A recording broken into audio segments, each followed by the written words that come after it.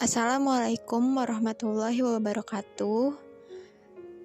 Pembahasan materi yang akan kita bahas yaitu pertama, menjelaskan pembentukan alam semesta, yang kedua menjelaskan tentang tata surya, dan yang ketiga menjelaskan bumi sebagai planet.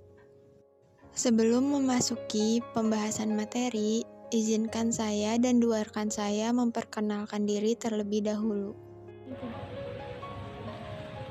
Perkenalkan, nama saya Nesa Rizka Lestari, NPM 2022 14500249. Perkenalkan, nama saya Nisa Rizky Lestari, NPM 2022 14500247. Perkenalkan, nama saya Wahyu Ningsi, NPM 2022 145000264.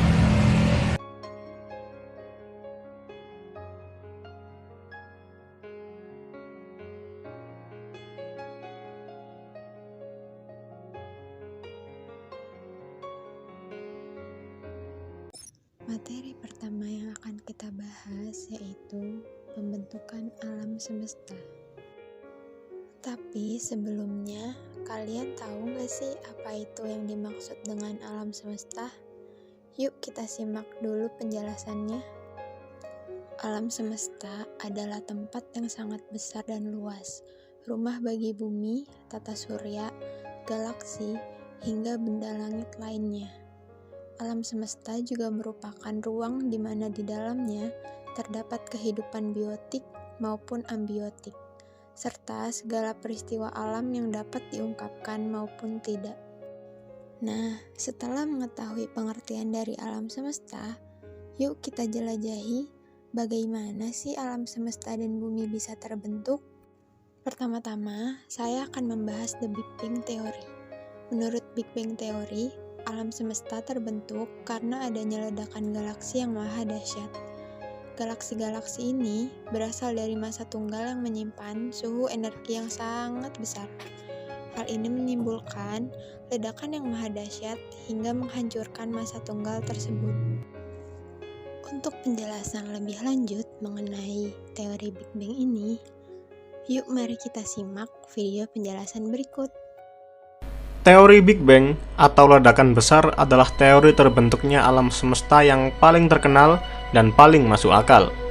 Teori ini menyatakan bahwa alam semesta ini berasal dari kondisi super padat dan panas, yang kemudian meledak dan mengembang sekitar 13 miliar tahun yang lalu. Big Bang adalah teori yang paling banyak didukung oleh sederetan bukti ilmiah, sehingga dapat diterima oleh semua kalangan, baik para ilmuwan maupun orang awam. Uniknya, teori ini juga dapat menentukan akhir dari alam semesta. Teori Big Bang pertama kali ditemukan oleh Abby George Lemaitre, seorang kosmolog asal Belgia pada tahun 1920-an. Menurutnya, alam semesta ini mulanya berasal dari gumpalan superatom yang berbentuk bola api kecil dengan ukuran sangat kecil. Gumpalan itu semakin lama semakin memadat dan memanas, kemudian meledak dan memuntahkan seluruh isi dari alam semesta. Big Bang melepaskan sejumlah besar energi di alam semesta yang kemudian membentuk seluruh materi alam semesta dan kemudian berkembang hingga menjadi bentuk yang sekarang ini dan akan terus berkembang. Atom hidrogen terbentuk bersamaan saat energi dari Big Bang meluas keluar. Atom hidrogen tersebut terus bertambah banyak dan berkumpul membentuk debu dan awan hidrogen atau biasa disebut nebula. Awan hidrogen tersebut bertambah padat dan memanas hingga temperatur jutaan derajat Celcius. Awan hidrogen ini menjadi bahan pembentuk bintang-bintang di alam semesta. Setelah terbentuk banyak bintang, bintang tersebut berkumpul membentuk kelompok yang kemudian disebut galaksi. Dari galaksi lahirlah miliaran tata surya. Salah satunya adalah yang kita tinggali sekarang ini. Teori Big Bang juga menjelaskan bahwa alam semesta memiliki siklus yang berulang. Pada suatu titik, alam semesta akan berhenti mengembang dan malah menyusut. Semua akan ditarik dan menyisakan sebuah black hole. Inilah yang disebut dengan Big Crunch, yang merupakan kelanjutan teori dari Big Bang. Menurut teori Big Crunch, alam semesta tidak akan mengalami akhir karena ia membentuk sebuah siklus. Ia akan meledak, mengembang, menyusut, lalu menghilang dan terus-menerus seperti itu. Dalam kata lain, alam semesta akan bereinkarnasi.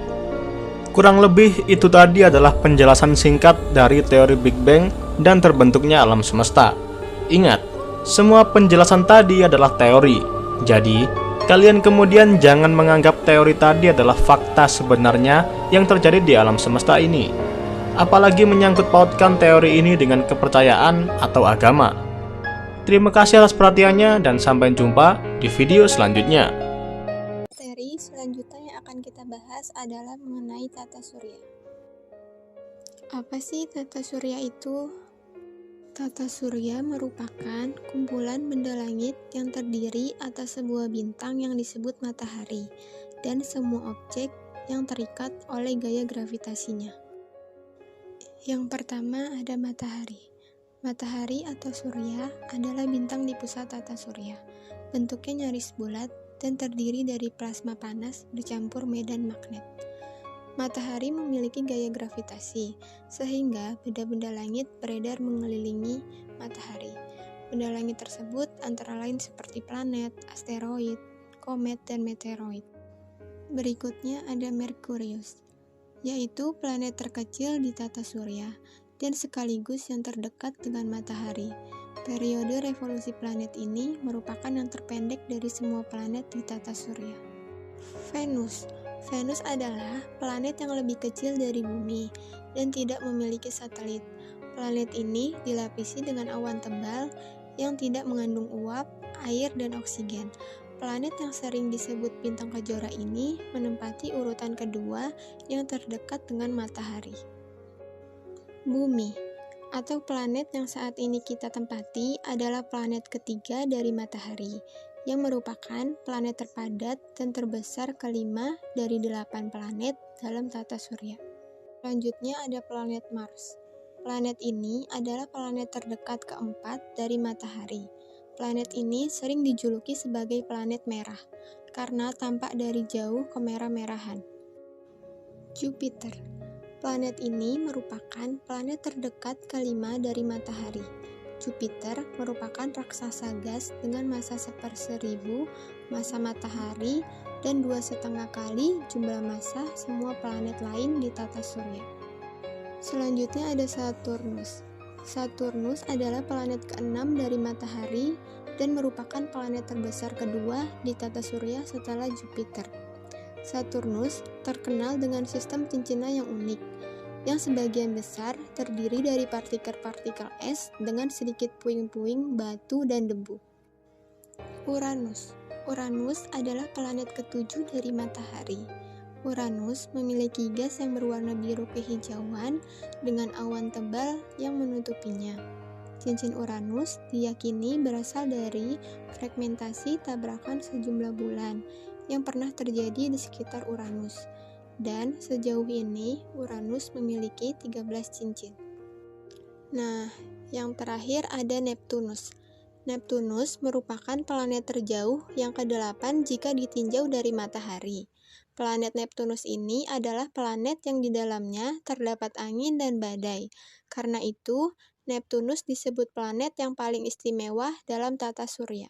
Di dalam tata surya juga terdapat benda langit, di antaranya asteroid, meteoroid, dan komet. Juga ada satelit. Satelit adalah benda yang mengelilingi planet dan benda lainnya. Satelit yang berada di luar angkasa harus tetap berada di tempat edarnya yang mengelilingi bumi. Satelit juga dibagi menjadi 2, yakni satelit alami dan satelit buatan. Satelit alami adalah benda langit di luar angkasa yang mengorbit mengelilingi benda yang lebih besar. Bulan disebut sebagai satelit bumi karena bergerak mengelilingi bumi. Bulan juga disebut sebagai satelit alami bumi. Sedangkan satelit buatan adalah salah satu benda luar angkasa buatan manusia yang mengorbit suatu planet yang dalam pembuatannya memiliki jenis dan fungsi tertentu dengan tujuan untuk kepentingan manusia. Materi selanjutnya adalah bumi sebagai planet. Tentunya kalian tahu kan apa itu bumi? Bumi merupakan planet ketiga dari matahari. Bumi adalah satu-satunya planet yang dihuni oleh makhluk hidup karena hanya bumi yang memiliki atmosfer yang terdiri dari nitrogen, oksigen, karbon dioksida, dan juga uap air. Tahukah kalian, bumi memiliki sebuah satelit, yaitu bulan. Bulan mengelilingi bumi dalam peredarannya mengitari matahari. Kenapa sih bulan mengelilingi bumi sedangkan bumi mengelilingi matahari? Itu terjadi karena gravitasi matahari membuat planet tetap pada orbitnya. Ini sama seperti bulan yang mengorbit bumi karena adanya tarikan gravitasi bumi. Selain itu, ternyata bumi memiliki struktur lapisan. Apa aja sih lapisan yang ada di bumi? Mari kita simak video penjelasan berikut. Bumi yang kita tinggali ini ternyata terdiri dari berbagai macam lapisan. Pergerakan pada lapisan bumi dapat dirasakan. Contohnya adalah ketika terjadi gempa bumi. Bumi pada dasarnya terdiri dari 4 lapis, yaitu kerak, mantel, inti luar, dan inti dalam. Lapisan terluar yaitu kerak bumi adalah tempat tinggal bagi makhluk hidup. Di bawahnya terdapat mantel bumi yang berfungsi untuk melindungi inti bumi. Terakhir adalah inti bumi yang memiliki suhu sangat tinggi dan tersusun dari campuran logam. Berikut penjelasan lebih lanjut mengenai struktur lapisan bumi. Yang pertama yaitu kerak bumi. Kerak bumi merupakan lapisan terluar yang tipis dibandingkan lapisan lainnya. Terdapat 2 macam lapisan kerak bumi, yaitu kerak benua di daratan dan kerak samudra di dasar laut. Kerak benua memiliki ketebalan 30 hingga 70 km, sementara kerak samudra memiliki ketebalan 6 hingga 11 km. Pada kerak bumi terdapat proses endogen. Proses endogen adalah proses yang disebabkan oleh energi di dalam bumi yang menyebabkan permukaan bumi tidak rata. Proses endogen ini yang menyebabkan terbentuknya pegunungan dan bukit-bukit. Proses endogen terbagi menjadi 3 macam, yaitu tektonisme, vulkanisme, dan gempa atau seisme. Tektonisme terjadi akibat pergerakan antara lapisan bumi secara horizontal maupun vertikal. Pergerakan tersebut dapat menyebabkan retak dan patah. Sementara itu, vulkanisme disebabkan oleh keluarnya magma dari perut bumi ke permukaan bumi. Terakhir, gempa atau seisme adalah getaran yang terjadi di permukaan bumi karena pergerakan lempeng tektonik ataupun aktivitas vulkanis di dalam bumi. Yang kedua, mantel bumi. Lapisan di bawah kerak bumi adalah mantel. Mantel bumi merupakan lapisan yang paling tebal dengan ketebalan mencapai 2.900 km. Mantel bumi juga disebut sebagai lapisan astenosfer karena berfungsi untuk melindungi inti bumi. Berdasarkan materi penyusunnya, mantel bumi dikategorikan menjadi 2, yaitu mantel luar dan mantel dalam. Mantel luar lebih tipis dari mantel dalam dan berada sekitar 10-300 km di bawah permukaan bumi. Temperaturnya berada pada rentang 1400 hingga 3000 Kelvin, sehingga logam-logam di dalamnya sudah mengeras. Sementara itu, mantel dalam berada pada kedalaman 300 sampai 2890 km di bawah permukaan bumi. Suhunya dapat mencapai 3000 derajat Kelvin, karenanya mantel dalam tersusun atas logam cair. Lapisan terakhir yaitu inti bumi. Inti bumi merupakan lapisan yang paling dalam. Inti bumi dibagi menjadi 2, yaitu lapisan inti luar dan lapisan inti dalam. Lapisan inti luar terletak di kedalaman 2890 hingga 5150 km di bawah permukaan bumi. Suhu di inti luar sekitar 4000 hingga 5000 derajat Kelvin. Sementara itu, lapisan inti dalam berada di pusat dan merupakan bagian terpanas dari planet bumi. Lapisan ini terdapat di kedalaman 5150 hingga 6370 km. Suhunya dapat mencapai 5500 derajat Kelvin.